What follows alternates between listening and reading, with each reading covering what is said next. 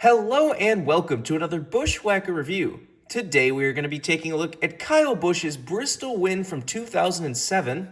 So let's take a look at the box. This is back when they actually had the fun box artwork for raced versions.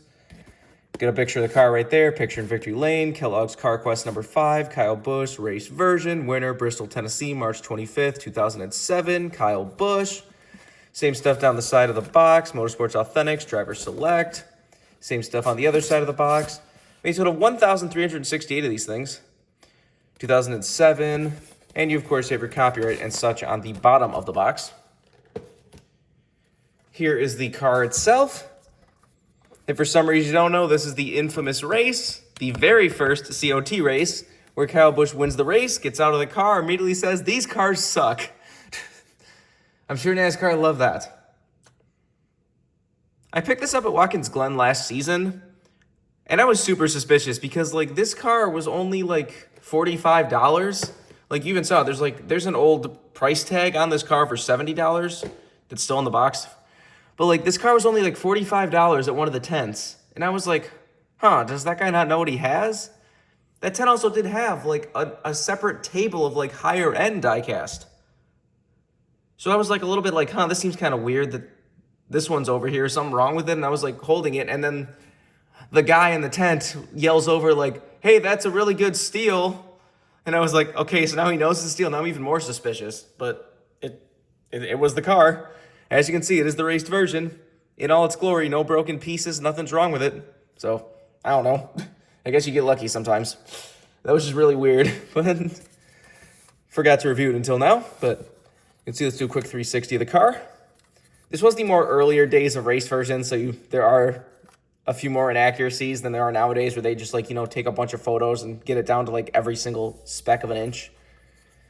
This one alone, you can also see if you just go back to the box here, for one, you can see that it is supposed to be a metallic blue, not the standard blue.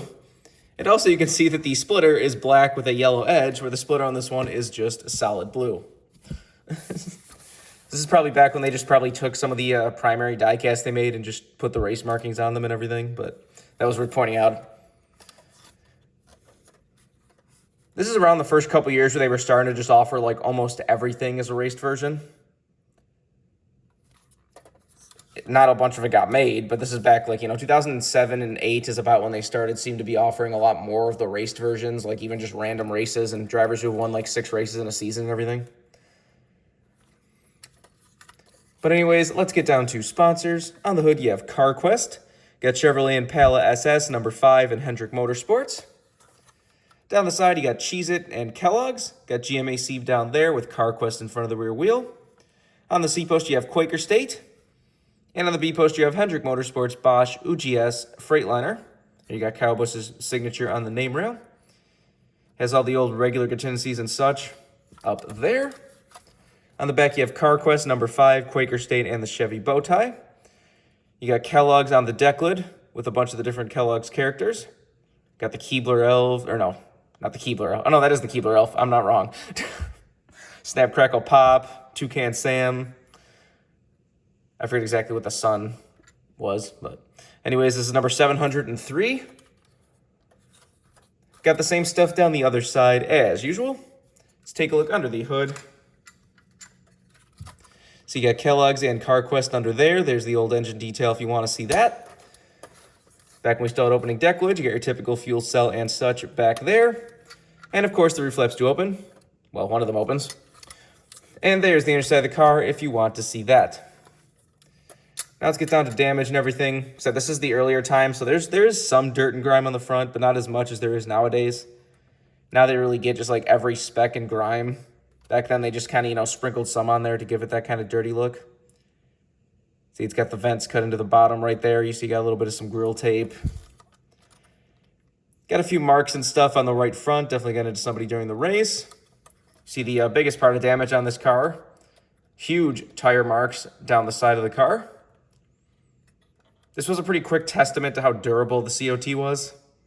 You could hit the wall and bounce off the wall and, hurt your car a little, and you would still be fast enough to win the race.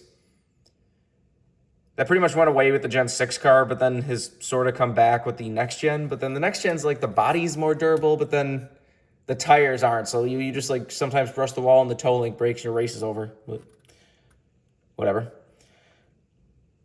Not a whole lot on the back of the car. Left rear, you see there's a little marker right there. A little bit of some rubber buildup around the left rear tire. And that's about it. So this was still the kind of earlier days of raced versions before they really had it down to like a science like they do nowadays. They've been posting a lot more lately about like, I think it was like Brad Keselowski's Castrol Darlington win.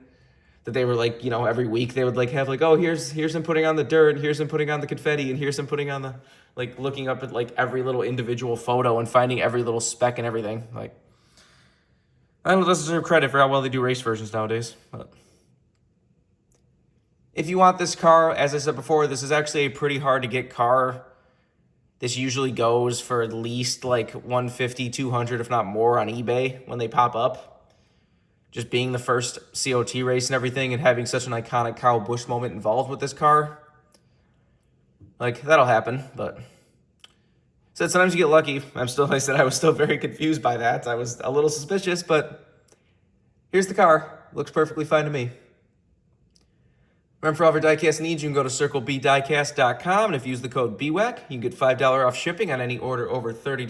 Just go check it out if you want anything. But I think pretty much all there is to say. This has been a review of Kyle Busch's 2007 Bristol win. Hope you enjoyed, and thanks for watching.